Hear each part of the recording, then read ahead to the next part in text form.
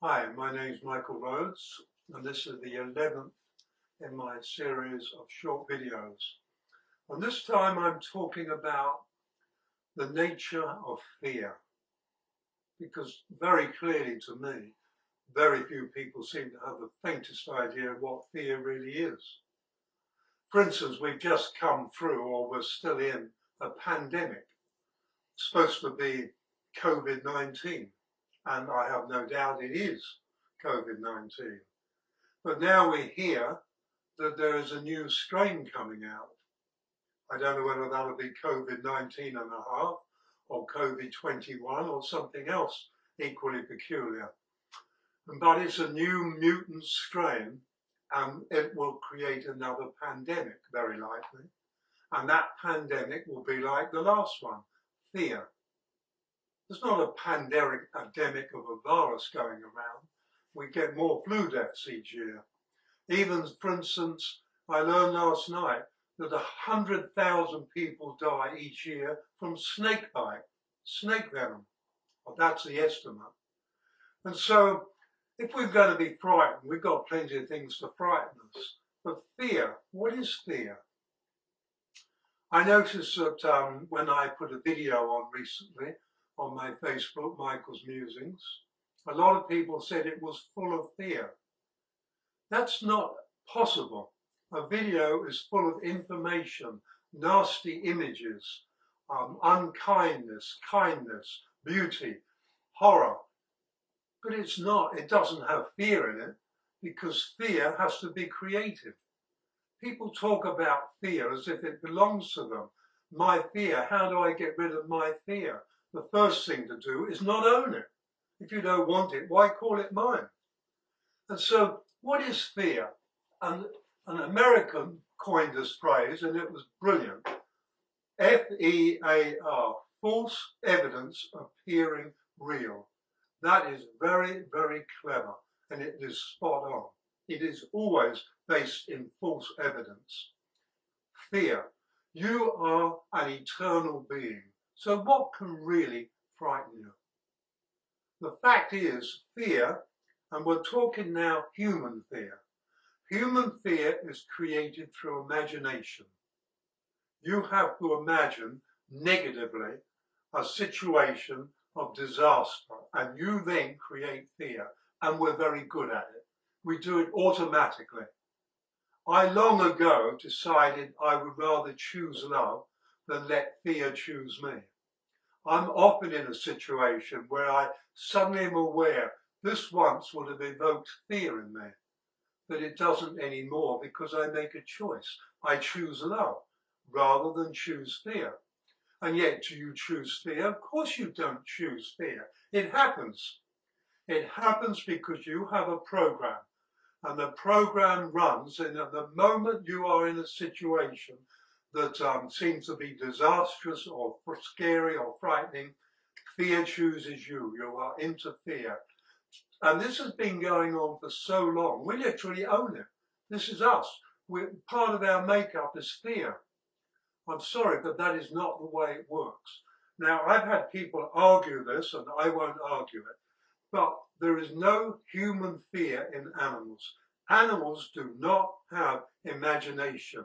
They are conscious and they have intelligence, and they use them probably better than most humans do.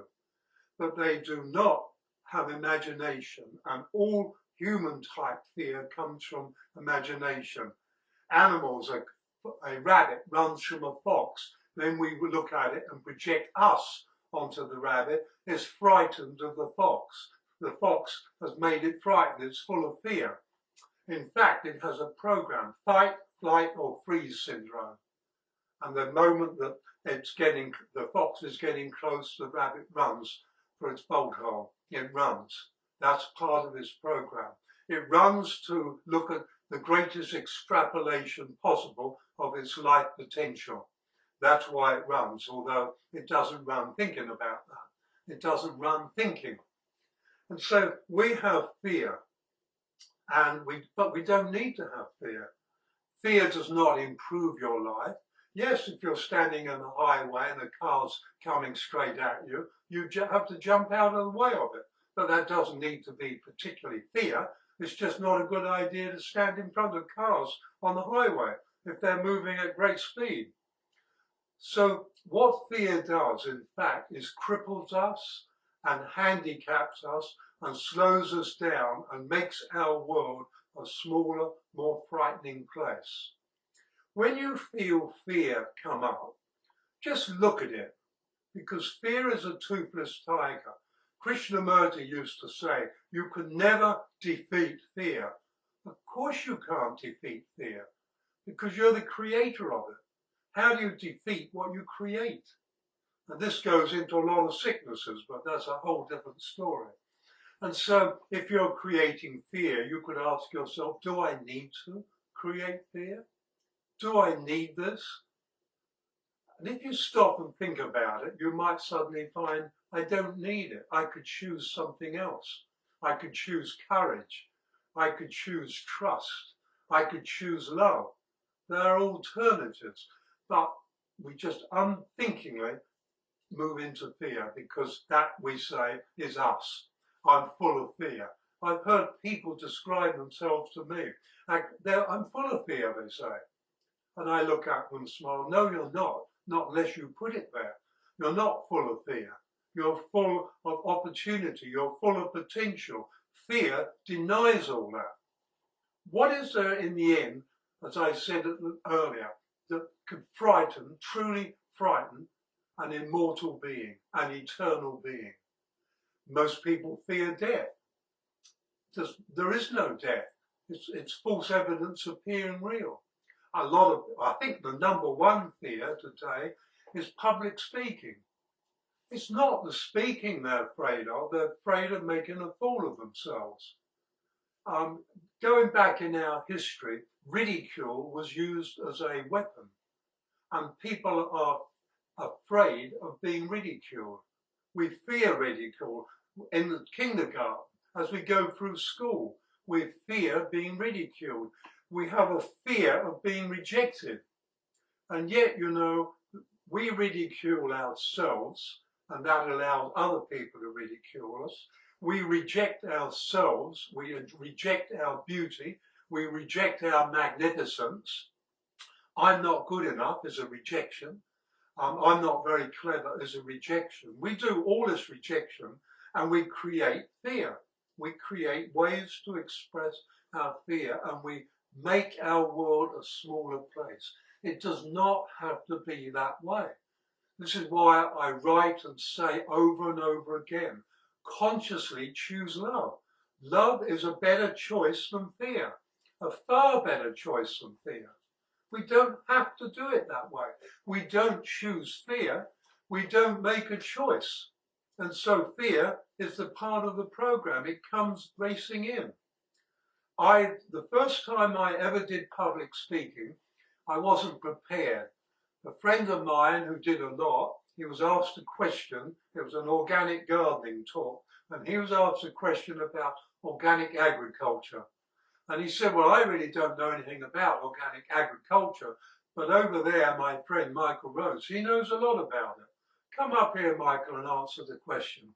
Well, I went up and I could feel my legs turning to jelly. I mean, we're talking seriously wobbly jelly. And this was in a big old village hall.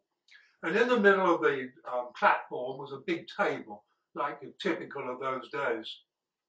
And I stood behind the table and I could put my hands on it and lean forward and take some of the weight off my wobbly legs.